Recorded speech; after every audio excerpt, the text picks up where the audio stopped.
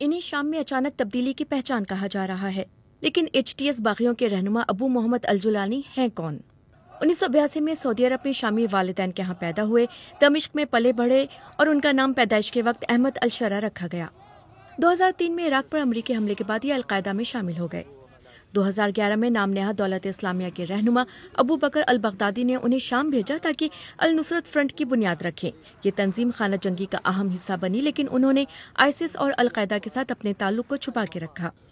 2016 میں جولانی نے القاعدہ سے علیحدگی اختیار کر لی اور اپنی تنظیم کو قدر ماڈریٹ ہیئت التحریر الشام میں ڈھال لیا۔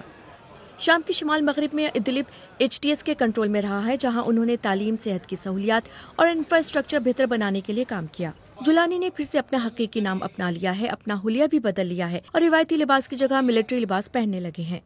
ان کا مقصد خود کو عملی اور سیاسی طور پر قابل قبول ظاہر کرنا ہے، لیکن ناقدین HTS پر آمیرانہ اور جابرانہ ہونے کا الزام لگاتے ہیں۔ دوسری طرف HTS اقلیتوں کو یہ باور کرانے کی کوشش کر رہی ہے کہ ان کے ساتھ کوئی زیادتی نہیں ہوگی۔ ابھی تک مغرب نے HTS کو شدت پسند گروہ قرار دیا ہوا تھا، لیکن بشار الاسد کی حکومت کے خاتمے کے بعد اب ان کے لیے نرم گوشہ نظر آ رہا ہے۔